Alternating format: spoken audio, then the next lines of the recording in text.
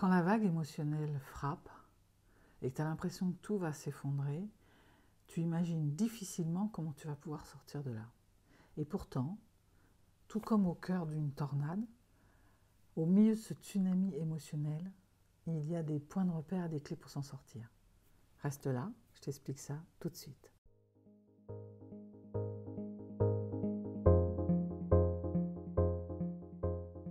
Ce matin, j'ai vécu un truc émotionnel dont il me reste encore quelques traces, mais qui se sont bien apaisées par rapport à ce que c'était tout à l'heure. Tout d'un coup, j'ai été envahie d'une émotion. J'ai retrouvé même le début de quand je ne savais pas gérer mes émotions et que j'étais tout le temps submergée. Bien qu'ayant pas mal d'années dans le développement personnel et dans le renforcement émotionnel, là ce matin j'ai été dépassée. Qu'est-ce qui s'est passé? Un trop-plein de quelque chose, beaucoup de fatigue déjà. J'étais fatiguée, j'ai passé, voilà, je suis en train de récupérer de mes nuits, mais j'ai eu quelques nuits compliquées. Et puis j'ai eu une sensation de découragement complet. Parce que j'ai eu une discussion, je me suis pris une réflexion, voilà, une réflexion sur ma manière de gérer. Je reviendrai là-dessus, je ferai un sujet là-dessus sur entrepreneur et environnement et espace de travail. Mais voilà, c'était le sujet. Le sujet, c'était... pour la 1e fois, j'essayais d'expliquer que entrepreneur, même qui bosse à la maison, c'est pas femme au foyer, quoi. Donc, je reviendrai sur ce sujet-là. Le sujet, c'est ça faisait la xème fois, tout d'un coup, j'ai senti que tout allait exploser. J'avais une colère au bord. J'étais au bord du précipice. Je sentais que j'allais tomber parce que pour une fois, j'avais envie d'exploser, mais en même temps, fort de tout ce que je sais sur la colère, je savais que ce n'était pas la solution, donc il y avait comme une résistance. Mais à l'intérieur, ça a fait comme une fissure, quelque chose qui...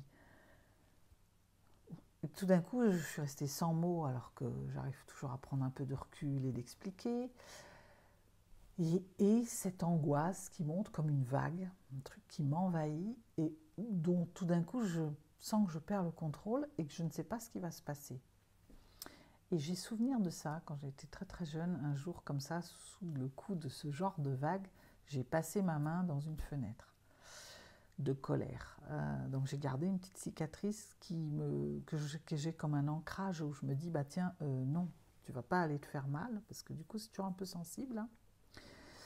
Et ça m'aide, parce que comme mes mains, je joue du piano et tout ça, je suis contente d'avoir échappé à une catastrophe par rapport à cette main. Et donc j'avais ça aussi en tête, de me dire, mais je ne sais pas ce qui peut se passer si je laisse ouvrir, si j'ouvre les vannes en fait. Ça fait comme un barrage qui a retenu de l'eau pendant des années, mais de l'eau avec pression, de l'eau comme il y a en ce moment dans certains endroits de France, où il pleut beaucoup plus que prévu, et tout d'un coup l'eau emporte tout, et c'est une catastrophe pour les gens. Et bien là, tout d'un coup, il y a trop d'eau et le barrage menace de se fissurer. J'étais comme ça ce matin. Et tout de suite après, ça s'est... Donc, j'ai commencé à respirer, à contenir, en tout cas faire en sorte que ça ne cède pas, comme une résistance. Donc je suis allée chercher un peu plutôt en mode pensée, comme un genre de mantra, les souvenirs de cette main, il y a un mantra de ce n'est pas la solution, ce n'est pas la solution. Il faut laisser circuler, mais pas déborder. Donc retiens encore ce barrage. Et puis tout de suite après, il y a eu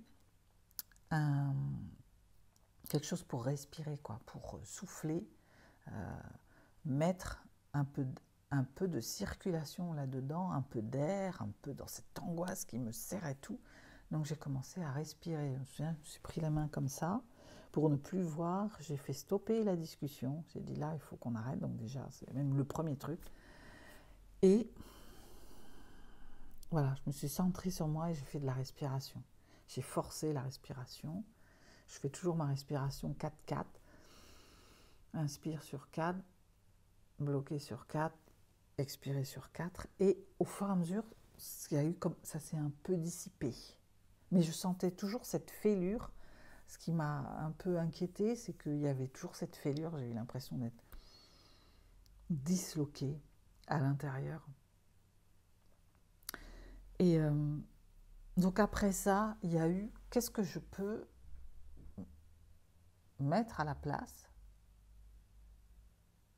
Donc il y a eu comme une prise de recul en fait, de voir la situation autrement, de me dire bon, de lâcher prise. Je lâche sur cette histoire d'environnement, sur le contenu, le sujet qui a déclenché, et je regarde ça de plus haut en fait, pour me dire bon, en fait, qu'est-ce que je peux mettre en place pour pas me retrouver là-dedans. Tout de suite est venu, je vais bosser plus à l'extérieur pour faire comprendre que je bosse et que je ne m'occupe pas de la gestion quand je suis ici.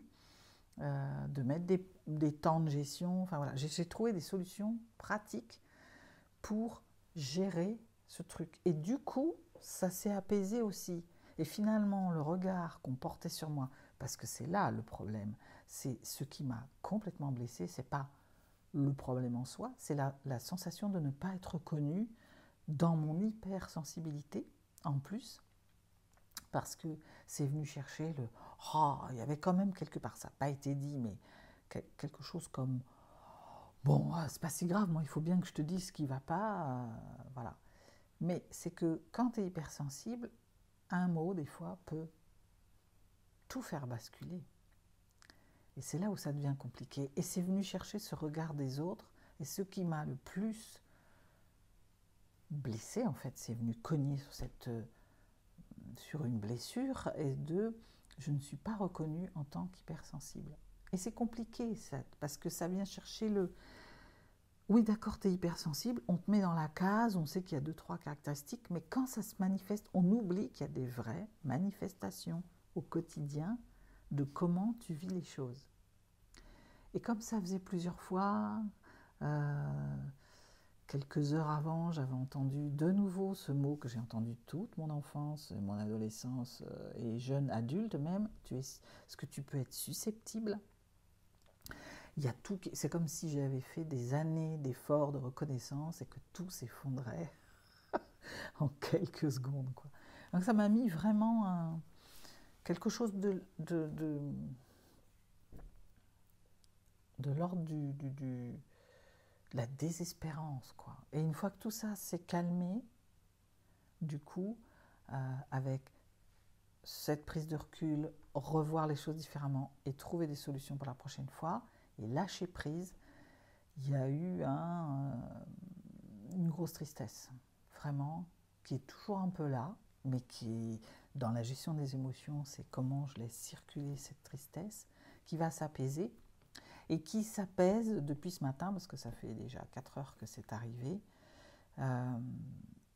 La clé aussi, c'est que je me suis concentrée, c'est l'action qui m'a permis, c'est la mobilité, la mise en mouvement, qui m'a permis de petit à petit atténuer. C'est-à-dire, j'ai commencé à faire des choses.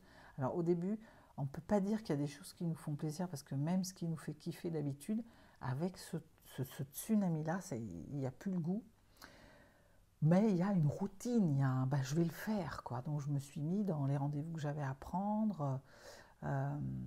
J'avais une vente à concrétiser, j'ai organisé, j'avais un tableau de suivi, et à force de faire ça, petit à petit, l'apaisement est venu derrière, peut-être d'abord la satisfaction d'avoir fait quand même la tâche alors que j'étais dévastée, parce qu'il y a encore quelques années de ça, je me serais couchée pour la journée. Donc il y a la satisfaction, et puis petit à petit, le goût revient, et le plaisir revient. Donc voilà, je voulais te partager ça à un format très court pour juste te dire ça, parce que si ça t'arrive des fois d'être complètement dévasté, eh bien il y a déjà ce truc de, bon, si tu peux faire stopper l'environnement, arrêter, changer l'environnement, sortir, dire stop à l'autre, d'arrêter une discussion, de changer de pièce, quel que soit ce qui arrive, voilà, tu sors de cet environnement. 2, si tu peux pas, bah, ça se passe à l'intérieur, tu regardes ça autrement, tu peux visualiser un autre endroit. Ensuite, 3, c'est quand tu es à l'intérieur de toi, c'est vraiment de respirer, calmer les sensations physiques. La respiration, accélérer la respiration, ça fait circuler, ça met une énergie, ça calme. Tous les signaux s'orientent différemment. Et puis ça fait se concentrer, focus, le cerveau commence à être sur autre chose que la problématique. Donc il y a cette grosse partie. Ensuite il y a la prise de recul, regarder la situation autrement, voir ce qu'elle vient nous apprendre. Là, moi, d'un besoin de reconnaissance qui n'est pas du tout comblé, donc comment je vais le combler? Ben, la vidéo, c'est un premier truc, venir parler de ça, voilà, faire reconnaître cette hypersensibilité, continuer le travail que je fais chaque jour par rapport à ça. Et puis, il y a des actions concrètes, la mise en mouvement qui va faire se centrer sur autre chose et puis accomplir des tâches et réaliser des choses qui, au fur et à mesure, vont produire du résultat qui va te faire du bien. Voilà. Et qui vient dire, eh bien oui, j'étais au cœur d'une tornade, au centre d'une tornade, mais oui, je peux en échapper. C'est comme ceux qui sont au centre de la tornade. Il y a un endroit où tu ne risques rien. Il faut juste accepter que tu es au milieu du tourment. Il ne faut pas paniquer, il ne faut pas commencer à vouloir aller à droite, à gauche. Il faut rester là. Et ce qui correspond là à se centrer. Moi, avant, je me serais levée, j'aurais claqué la porte, on serait parti dans peut-être une dispute, voilà, qu'on aurait regretté forcément à un moment. Là, je suis restée au centre, assise. Tout s'est passé au centre de la tornade. Voilà, j'espère que ça t'aura un peu aidé. Je te dis à très vite.